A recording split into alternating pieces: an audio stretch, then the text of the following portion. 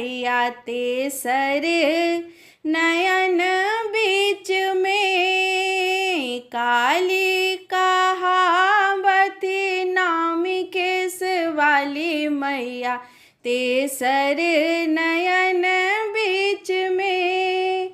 अबला के काली करथ रखवाली, अबला के काली करथ रखवाली। भवानी करई छत सिंह के सवारी, काली तेसर नयन बीच में। भवानी करई छति सिंह के सवारी, काली तेसर नयन